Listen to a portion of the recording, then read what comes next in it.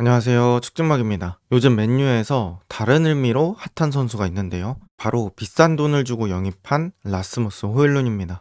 지르크지가 뉴캐슬전에 부상을 당해서 시즌아웃이 되면서 호일룬의 중요성이 더더욱 중요해지고 있는데요. 오늘 영상에서는 호일룬이 얼마나 안 좋은 건지, 그리고 호일룬이 어떤 것 때문에 지금의 퍼포먼스까지 내려오게 됐는지, 그리고 대안은 없을지 한번 간단하게 얘기해보는 시간을 갖도록 하겠습니다. 일단 호일룬이 최근에 맨유가 1대0으로 패배할 때 울버햄튼전에서 터치를 13번밖에 기록하지 못했습니다. 이 정도면 골키퍼보다 적은 수준이라고 볼 수 있겠고요. 또 플레이하는 걸 봐도 자신감이 많이 줄어든 모습이 있었습니다. 결정적으로 이 공격수라는 자리는 과감성이 필요한데 그런 과감성이 많이 부족한 모습, 자신감이 많이 줄어든 모습이 느껴졌습니다. 그리고 2025년 리그에서 단 한 골만 기록하면서 실제로도 상당히 부진한 모습이 계속되고 있습니다. 호일룬이 23-24 시즌에 맨유로 향했고요. 그전에는 아탈란타라는 팀에서 활약을 했었습니다. 그런데 아탈란타와 지금의 활약이 많이 달랐을까? 라고 생각해보면 막상 또 속내를 들여다보면 완전 크게 차이 나지는 않습니다. 일단 아탈란타에 있었던 22-23 시즌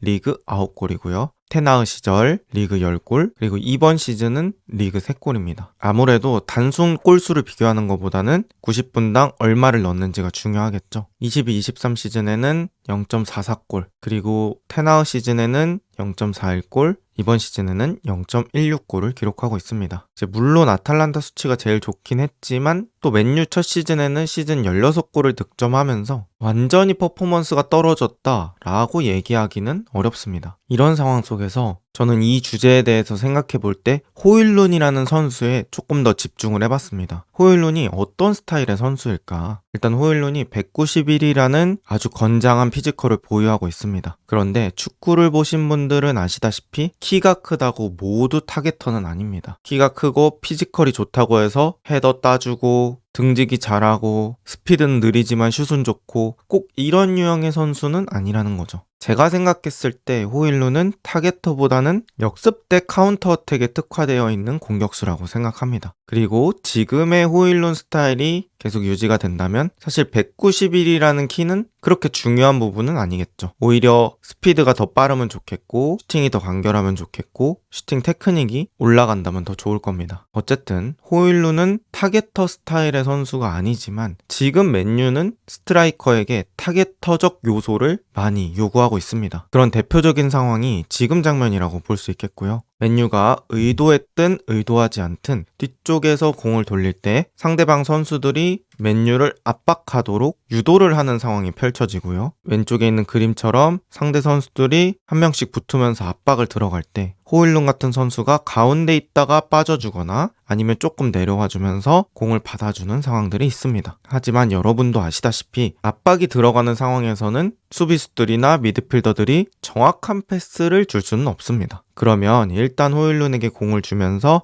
요것 좀 버텨줘 라는 식의 공이 많아지고요. 이는 비단 호일룬뿐만 아니라 다른 공격수도 상당히 까다로워하는 공이 됩니다. 지금 장면처럼 호일룬이 공 잡고 있을 때 다른 동료들이 호일룬에게 붙어주는 그 시간 정도를 버텨줘야 하는데 아까 말씀드렸던 것처럼 호일룬은 키만 크지 타겟터, 그러니까 포스트 플레이에 능한 자원이 아닙니다. 그러다 보니까 이런 데서 자꾸 공을 잃게 되면서 맨유의 소유권이 넘어가는 상황들이 발생하죠. 그리고 호일룬이 경기 중에 몇 번 안 잡히잖아요. 그런데 자꾸 공을 잃는 장면이 나오다 보니까 더더욱 임팩트가 크게 느껴지는 것 같습니다. 그럼 이쯤에서 의문을 제기하실 분들이 있을 겁니다. 아니, 어떻게 하고 싶은 것만 하냐? 그럼에도 잘해야 버틸 수 있는 거 아니냐. 저는 그 말에 전적으로 동의하고요. 호일룬이 이번 시즌의 모습으로만 봤을 때는 자기 전문 분야가 아닌 분야도 잘하는 선수는 아니라는 겁니다. 물론 말씀하신 것처럼 자기 분야가 아니어도 잘하면 너무 좋겠죠. 근데 그 정도까지는 아직 성장을 못했다고 봐야 되고요. 자기 역할이 아닌데도 그걸 깨면서 올라가는 선수들이 뭐 리그 탑급, 월드 클래스 이렇게 가는 거겠죠. 그리고 그렇지 못한 선수들은 평범한 선수로 남는 거고요. 지금 호일룬은 평범한 선수 쪽에 더 가깝다고 볼 수 있겠습니다. 또 맨유에 스트라이커가 호일룬 말고 지르크지라는 선수도 있죠. 제가 느꼈던 건 지르크지도 아예 원톱으로 나왔을 때는 이런 싸움을 그렇게 잘하지는 못했던 것 같습니다. 그런데 그나마 호일룬보다 더 낫다고 느껴지는 부분은 지르크지가 공을 훨씬 더 잘 다룬다고 생각합니다. 그러니까 기술적인 수준이 더 높기 때문에 꼭 힘으로 버티지 않아도 뒷발로 한 번에 내주고 이상한 자세로도 내줄 수 있는 능력이 있어서 소유권을 조금 더 덜 잃는 듯한 느낌이 있습니다. 즉 정리해서 말하면 호일룬은 타겟터도 아니고 조금은 투박한데 심지어 자신의 역할까지 아닌 걸 해야 하니까 많이 어려움을 겪고 있다라고 보시면 될 것 같습니다. 그리고 이렇게 계속해서 자신이 잘하지 못하는 상황을 경험하다 보니까 자신감이 떨어지고 공격수로서 필요한 능력 중에 하나인 과감성이 떨어지게 됩니다. 과감성이 떨어진다는 건 뭐냐? 판단의 속도가 느려진다는 얘기거든요. 그리고 내가 망설이게 되면 결국엔 상대 수비에게는 그게 읽힙니다. 가장 대표적인 장면이 지난 울버햄튼전에서 반대쪽으로 패스를 못 준 장면인데요. 이제 호일룬이 등지다가 뒷발로 잘 제쳐서 앞까지 끌고 왔어요. 그런데 위쪽 장면을 보시면 반대쪽에 맨유 선수 한 명이 뛰어들어오고 있었거든요. 그래서 호일룬이 저 검은색 화살표대로 그냥 깔끔하게 깔아주면 됩니다. 심지어 호일룬은 왼발잡이라 발 바깥쪽으로 찰 필요도 없고 그냥 왼발로 결대로 밀어주면 됩니다. 그런데 호일룬은 여기서 패스하는 걸 망설이다가 박스 안까지 일단 가지고 들어가죠. 컨디션이 좋은 호일룬이었다면, 득점 감각이 올라와 있는 호일룬이었다면 저기서 그냥 생각도 안 하고 패스를 했을 겁니다. 그리고 호일룬이 저 정도 패스를 할 수 없는 선수냐? 라고 물어보신다면 저는 그건 절대 아니라고 생각합니다. 하지만 복잡해지는 거죠. 자신이 없다 보니까 내가 이거 패스하다가 잘리면 어떡하지? 내가 이렇게 큰 기회를 맞았는데 이거 날리면 또 욕먹겠지? 이런 식의 생각을 했을 확률이 높지 않았을까라고 생각하고요. 윗장면에서 그대로 공을 끌고 가면서 안쪽으로 옵니다. 그런데 여기서도 왼발 오른발 어느 정도 선택지가 있었지만 각이 더 없는 왼발 쪽으로 치기 시작합니다. 이건 역시 수비수에겐 아주 땡큐죠. 웬만큼 축구를 보시는 분들은 호일룬의 주발이 왼발이라는 것을 아실 겁니다. 당연히 상대팀 수비수들은 호일룬이 주로 왼발을 쓴다는 것도 알고 있겠죠. 그런데 호일룬이 어떤 페이크도 없이 정말 정직하게 왼쪽으로 치니까 상대 수비 입장에서는 막기가 너무 쉽습니다. 그리고 이런 찬스들을 계속 놓침으로 인해서 선수 전체적인 퍼포먼스가 하락하고요. 이제는 기본 터치, 패스 이런 것까지 안 되기 시작합니다. 그래서 이런 여러 가지 상황들이 합쳐져서 호일룬의 경기를 보면 호일룬 못한다 라는 얘기가 나올 수밖에 없는 상황이 되죠. 그리고 제가 호일룬을 조금 더 자세히 보기 위해서 아탈란타 영상을 조금 돌려봤어요. 그런데 그때도 마찬가지로 호일룬이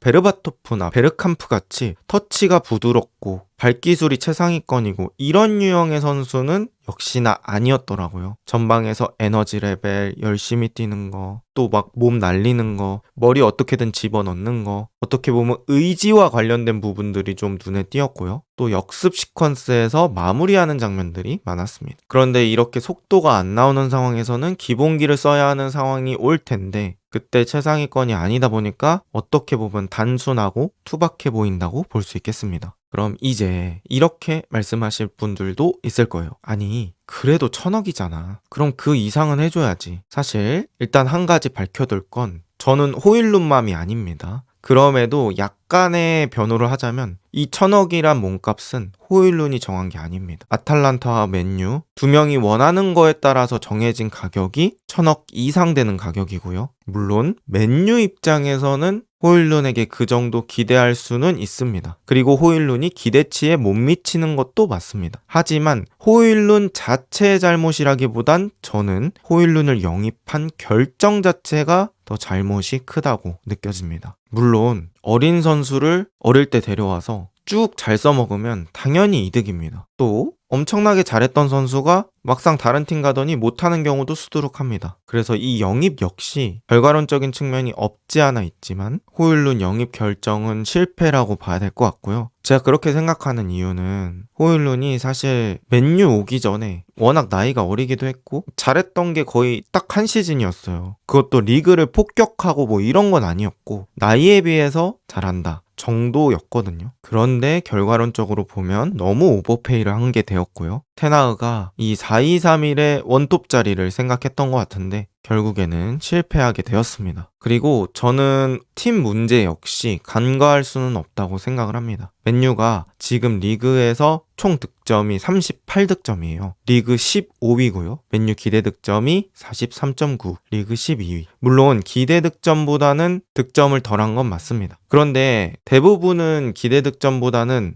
총 득점이 적을 수밖에 없고요. 왜냐하면 쓰잘데기 없는 중거리 슛도 기대 득점을 올려주기 때문입니다. 무튼 맨유의 리그 득점 그리고 기대 득점의 볼륨 자체가 작기 때문에 이 호일룬이 득점을 할 수 있는 상황 자체가 많이 안 펼쳐지는 것도 저는 맞다고 생각합니다. 물론 그런 어려운 상황에서도 해주는 게 영웅은 맞는데요. 이런 부분들도 간과할 수는 없다라고 보시면 될 것 같습니다. 워낙 이번 시즌에 맨유가 좋지 않았으니까요. 그리고 이제 호일룬의 시즌별 경기당 터치수의 변화를 제가 한번 가져와 봤습니다. 22-23 아탈란타 때 경기당 평균 25.2회, 그리고 지난 시즌 테나흐 때 22.8회, 그리고 이번 시즌 아모림 때 17.2회입니다. 여러분들도 아시겠지만 터치수가 줄어들면 당연히 슛도 줄어들고요. 경기에 관여할 수 있는 상황 자체가 많이 줄어듭니다. 그리고 이 17.2라는 수치는 정말 적은 수치라고 볼 수 있겠고,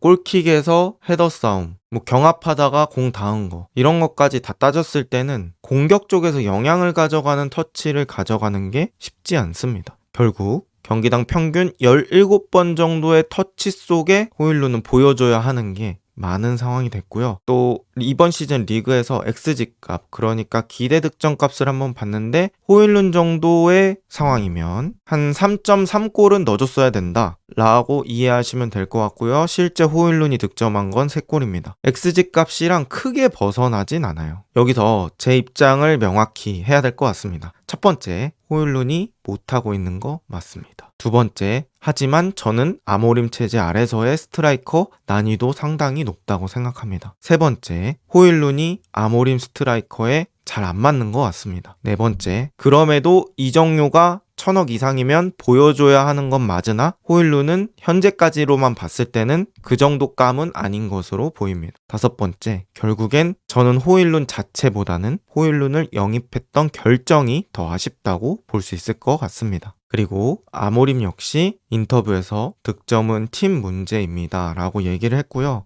호일룬만 기회를 놓친 게 아니고 팀 전체의 문제다 라고 얘기를 했습니다. 물론 이제 아모림은 감독이니까 어느 정도 팀 선수를 보호하기 위해서 이런 얘기를 한 것도 있는 것 같긴 합니다. 하지만 지금 맨유의 전체적인 문제도 생각을 해야 될 것 같고요. 이렇게 됐을 때 대안은 저는 크게 3가지 정도로 만들어 봤는데요. 첫 번째, 호일룬의 대체자를 찾는 겁니다. 최근에 맨유와 아주 뜨거운 링크가 나고 있는 마테우스 쿠냐라는 선수가 있고요. 쿠냐는 3톱 중에 양쪽 공격형 미드필더 자리도 가능하고 톱 자리도 되기 때문에 호일룬의 대체자로 충분히 실험해 볼 만하고요. 두 번째는 호일룬 자체를 성장시키는 겁니다. 한 가지 희망적인 부분이 있다면 호일룬이 나이가 어리다는 것도 있고요. 그래도 빅리그 경험 자체는 계속해서 누적이 되고 있다는 것도 있습니다. 챔피언스리그 나가봤고 유로파리그 나가봤습니다. 그래서 인내하면서 호일룬이 성장할 시간을 기다려준다든지 아니면 호일룬을 임대로 보내서 다른 팀에서 적응하게 만든 뒤에 다시 데려오는 거 또 생각할 수 있겠습니다. 세 번째는 호일룬 맞춤 전술을 사용하는 건데요. 사실 이 세 번째는 현실성은 그렇게 크지 않을 것 같습니다. 호일룬 맞춤 전술을 사용한다고 해서 그만큼의 기대 이득이 많지 않다고 생각이 되고요. 사실 맞춤 전술을 할 거면 브루노한테 맞춰주는 게 훨씬 더 이득일 것 같습니다. 이번 영상은 마치 제가 호일룬의 변호사가 된 것처럼 열심히 변호를 한 느낌이 드는데요.